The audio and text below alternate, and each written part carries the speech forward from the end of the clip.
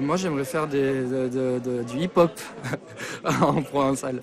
Ouais, j'adore le rap, moi. Donc j'aimerais bien me mettre à faire un peu de rap en provençal. Pourquoi on regarderait à la télé des mecs qui s'amusent ailleurs?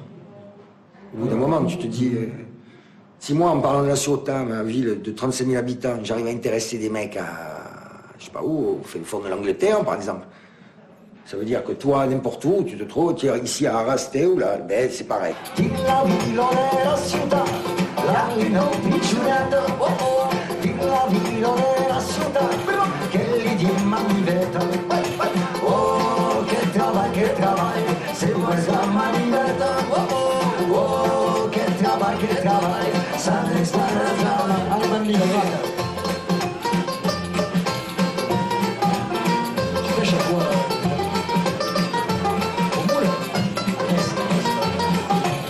Je parle, nous, on s'intéresse au provençal à cause de Bob Marley, je pense. Voilà. C'est un raccourci, mais c'est vrai. Parce que on s'est beaucoup intéressé à la mécanique des choses. Comme si le reggae c'est une voiture et tu démontes le moteur, tu vois, moi ça marche.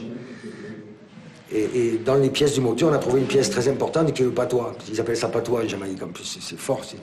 Ils disent pas créole, ils disent patois, c'est le mot jamaïcain. Déjà, ça aurait dû nous.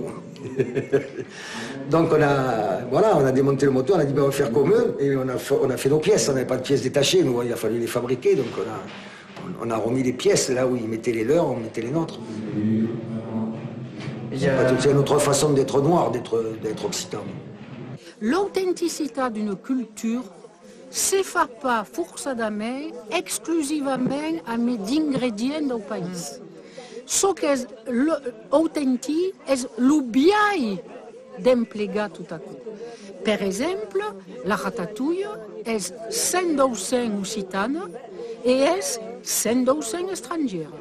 Tous les légumes qui dintre de la ratatouille sont étrangers. Chinois, mexicains, Amérique du Sud, d'autres pays que Mexique, Chili, la pomme mérinjane, la soupe au pisto est 100% étrangère.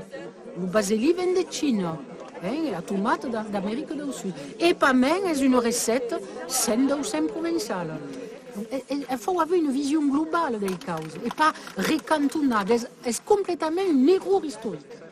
Des veilles come Per me, quando ho saputo che a questa lingua era parlata in tutto quel paese, per me è stato proprio in shock, perché si sdorbi come una finestra. Cioè, noi siamo due vallate di montagna e quelle vallate qui hanno un po' di prospettiva storico. Meme ha un po' di prospettiva perché sono delle vallate che vengono tutte verso Turin, dunque verso una grande villa, che fondamentalmente interessa pas queste due vallate di montagna.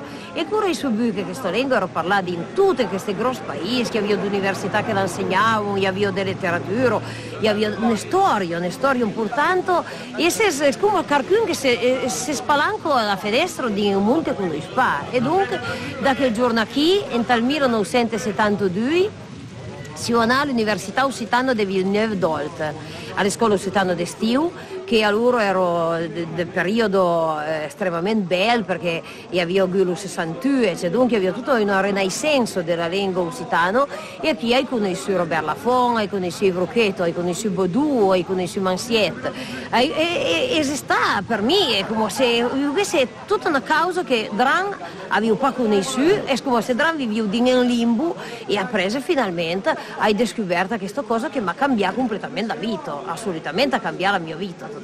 Si je ne m'étais pas intéressé au provençal, il y a des tas de trucs qui me seraient passés totalement à côté. Alors que là, quand je voyage, quand je rencontre des gens, j'ai toujours ce réflexe. J'ai mes deux caméras dans la tête, la française et la provençale. J'ai toujours ce réflexe de chercher les différents points de vue. Chaque fois que je vais à un endroit, il y a ça, mais peut-être il y a un truc à côté que je vois pas du tout. Ma propre gymnastique mentale entre les deux langues, c'est un entraînement pour un monde sans frontières. C'est un entraînement d'accepter que j'ai deux visions moi-même, que je peux passer de l'une à l'autre, que le monde c'est une espèce de mix de ces deux visions. Évidemment, ça me fait accepter qu'il y ait encore une troisième, une quatrième. C'est que nous, on peut expliquer que nous, on n'a pas besoin de nation pour se sentir d'une culture, se sentir frère, se sentir...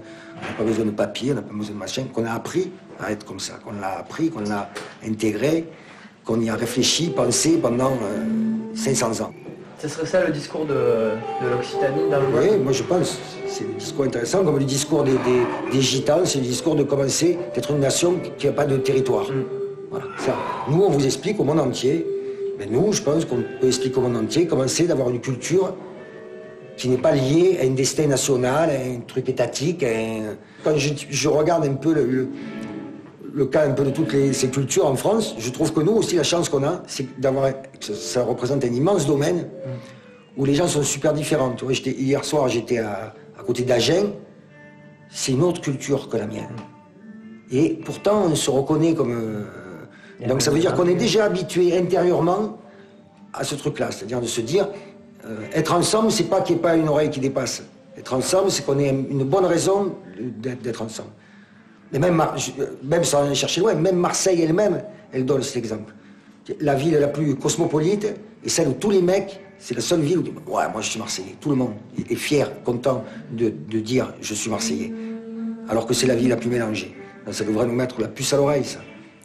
Une appartenance à une culture rassegure, donne l'épée sur terre, donne des racines d'une bonne